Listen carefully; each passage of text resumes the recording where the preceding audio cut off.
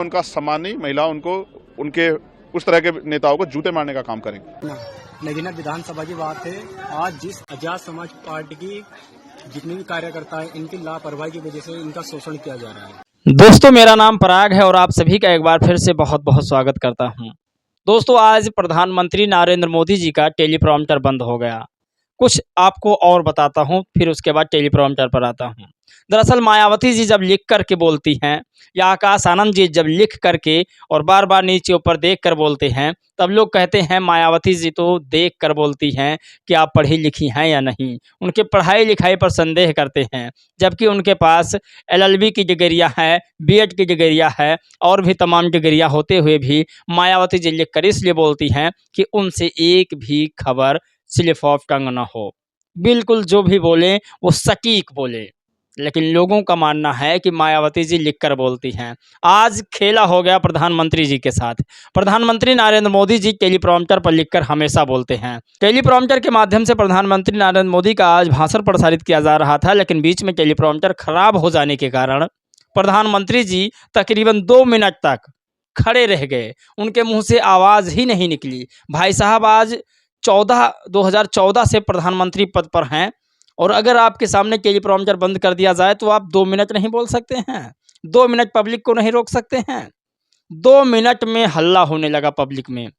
तो टेलीप्रॉम्प्टर का यूज़ प्रधानमंत्री जी खुलकर करते हैं, लेकिन धोखा आज हो गया उनके साथ। इसीलिए मायावती जी हमेशा स्लिप ऑफ टंग के बचने के लिए लिख कर बोलती हैं। जो भी कहती हैं खुल्लम खुल्ला लिख कर बोलती हैं। आपको बता दें, पंकज मिश्रा इस पर लिखते हैं कि मैं कल्पना भी नहीं कर सकता कि आम सभा में जो टेलीप्रॉम्प्टर खराब हो जाए तो अगला एक लाइन भी नहीं बोल सकता। ऐसे जब इंटरनेशनल प्रोग्राम में जब हुआ था, जब मुझे लगा कि वहाँ फॉर्मल स्टेटमेंट से अलग बोलने में खतरा था, तो अगले ने एहतियात बरती मगर जनसभा भी संबोधित ना कर सके।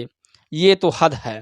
सोचिए, प्रधानमंत्री नरेंद्र मोदी जी, मैं फिर कह रहा हूं, टेलीप्रॉम्प्टर का सहारा आप छोड़ दीजिए। अगली खबर दोस्तों सबसे बड़ी आ रही है। दरअसल नगीना में रविदास मंदिर के सामने बीजेपी के समर्थक जो प्रधान सैनी समाज से हैं, एक महिला है, उन्होंने रविदास मंदिर के सामने कूड़ा बनाने की कोशिश की, कूड़ा खाना बनाने की कोशिश की।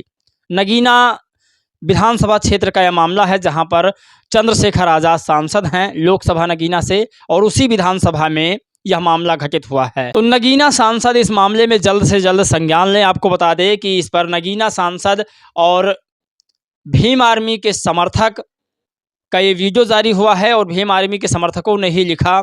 मामला नगीना लोकसभा क्षेत्र के पखनपुर का है, जहां रविदास मंदिर के आगे जबरदस्ती कूड़ादान बनाया जा रहा है। विरोध करने पर दलित समाज के लोगों को मारपीट करके उन्हें अपमानित किया गया है। भीम आर्मी जल्द से जल्द मामले का संज्ञान लें और कृपया करके अपने संसदीय क्षेत्र में भीम आर्मी को एक्टिव करें। तो आप कल्पना नहीं कर सकते, जब से चंद्रशेखर आजाद जी ने सांसद की शपथ ली है, तब से उनके सर से नीला अंगोछा हट चुका है।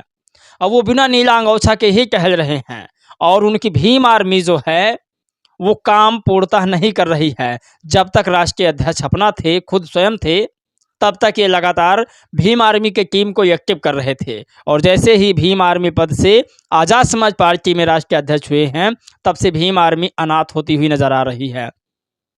इस मामले से ऐसा ही लगता है कि भीम आर्मी के लोग मनमानी कर रहे हैं। आज़ाद समाज पार्टी एक दिन भीम आर्मी से ही धोखा खा जाएगी। ये बिल्कुल सत्य है। जिस तरह से बसपा बामसेब की दूरियां बनी, उसी तरह भीम आर्मी आज़ाद समाज पार्टी की दूरियां न बन जाए। भले ही मानवर काशीराम साहब बसपा बामसेब दोनों के संस्थापक थे, लेकिन अंततः क्या हो रहा है। तो इस मामले को संज्ञान में लेते हुए जल्द से जल्द कार्रवाई करें, क्योंकि रविदास मंदिर के सामने दलित समाज तो बिल्कुल नहीं चाहेगा कि कूड़ा पड़ा रहे। अगली खबर सबसे बड़ी खबर आ रही है दोस्तों। आज हम उन लोगों को भी याद करें जो मानवर काशीराम साहब से पहले बाबा साहब को याद करते थे, जय भीम बोलते थे, जब मानवर काशीराम साहब को पता ही नहीं था जय भीम क्या चीज़ है। आज बाबू हरदास जी की जयंती है, जन्मदिन है। बाबू हरदास जी इस देश में पहले दलित एक्टिविस्ट हम तो मानते हैं कि होंगे, जिन्होंने जय भीम का नारा दिया, और शायद ही भारत के पहले ऐसे व्यक्ति हैं जिन्होंने जय भीम कहा है। बाबू हरदास जी की आज जयंती है, मैं उन्हें नमन करता हूं। आप सब जरूर लिखिए बाबू हरदास जी के बारे में। दोस्तों, दलित समाज को इतना अपमानित क्यों लोग करते हैं, और दलित समाज, पिछड़ा समाज, अति पिछड़े समाज को, शेड्यूल ट्राइब वाले लोगों को लोग क्यों अपमानित करते हैं सनातनी लोग। सनातनियों का कहना है कि देश में आरक्षण नहीं होता तो आज हम भी चांद पर चले जाते। साहब, आप चांद को माता मानते हैं तो आप चांद पर जाने की क्या बात करते हैं। सनातन वर्ण व्यवस्था आधारित आरक्षण ही सही, मौजूदा मॉडल से राष्ट्र कमजोर होकर परतंत्र होगा। सोचिए किस तरह से लोगों के अंदर आरक्षण को लेकर मनसा भरी पड़ी है, और ये वो लोग कह रहे हैं जो बड़े बड़े पदों पर बैठे हैं, उस पदों पर जहां पर कोलोजियम सिस्टम है, जहां पर सिर्फ उनके खानदान के लोग ही उस पर सवार हो सकते हैं। आप कल्पना नहीं कर सकते, ये आरक्षण के प्रति नहीं, दलित, पिछड़े, आदिवासियों के प्रति कुंठा है इनके अंदर। अगली खबर सबसे बड़ी, नगीना सांसद चंद्रशेखर आजाद से जब पूछा गया कि बीजेपी के एक पूर्व सांसद आज प्रियंका गांधी वाड्रा का अपमान किया है, तब उन्होंने क्या कहा, वीडियो आप पहले देखिए। दी जाए, मैं उसका विरोध करता हूं। ये टिप्पणी महिलाओं के खिलाफ है, और ये टिप्पणी जिस पार्टी के नेता ने दी है उस पार्टी में ये सोच अगर डेवलप हो रही है तो भारतीय राजनीति में भी राजनीति का गिरता हुआ स्तर है। भारतीय जनता पार्टी के नेताओं को सोचना चाहिए, इस तरह की टिप्पणी करके महिलाओं में उनका सम्मान नहीं, महिलाओं उनको उनके उस तरह के नेताओं को जूते मारने का काम करेंगे। ये महिलाओं पर टिप्पणी असहनीय है। ऐसे मैं भारतीय जनता पार्टी से कहूँगा कि ऐसे नेताओं पे सख्त कार्रवाई करके उनको अपनी पार्टी से निकालना चाहिए। तो दोस्तों, ये आने की स्पेशल बाइट थी चंद्रशेखर आज़ाद को लेकर के। चंद्रशेखर आज़ाद ने कहा उन्हें जूते से मारना चाहिए जिस भी व्यक्ति ने महिलाओं का अपमान किया है। फिर चंद्रशेखर से पूछा गया कि पहले कांग्रेसियों ने बीजेपी के नेता हेमा मालिनी का अपमान किया था, तो उन्होंने जवाब दिया कि क्या आपने गलत किया है तो मैं भी गलत करूं, इस देश में कानून नहीं है और दोनों का मैं खिलाफत करता हूं। यदि ऐसा उन्होंने कहा था कांग्रेस वालों ने, तो उनका भी मैं विरोध करता हूं। चंद्रशेखर की इस स्टेटमेंट पर जनता, दलित समाज, पिछड़ा समाज बहुत खुश है। आपको बता दें कि कांग्रेस, बीजेपी दोनों एक ही थाली के चट्टे बट्टे हैं, ये चंद्रशेखर को भी पता है।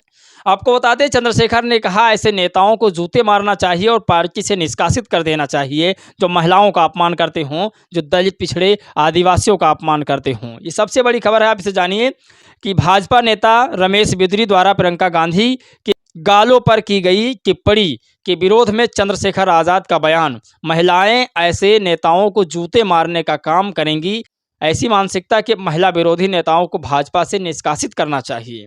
तो रमेश बिदरी का ये पहला बयान नहीं है, इससे पहले भी उन्होंने दानिश अली को, जो उस समय बसपा में थे और आज कांग्रेस में है, दानिश अली को भी कटमुल्ला और आतंकवादी और तमाम तरीका से गाली देते हुए संबोधित किया था। ये पहला स्टेटमेंट नहीं है, बीजेपी ऐसे नेताओं को ही पनाह देती है।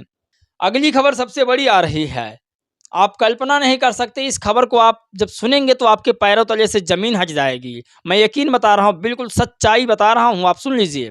कुंभ के मेले में ब्लास्ट करूंगा, 1000 लोग मारे जाएंगे, ये धमकी नासिर पठान नाम के इंस्टाग्राम अकाउंट से दी गई।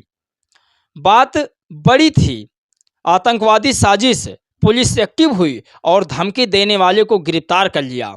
देखिए पुलिस की ताकत। धमकी देने वाला आयुष जायसवाल निकला, जो नासिर के नाम से इंस्टाग्राम आईडी चला रहा था।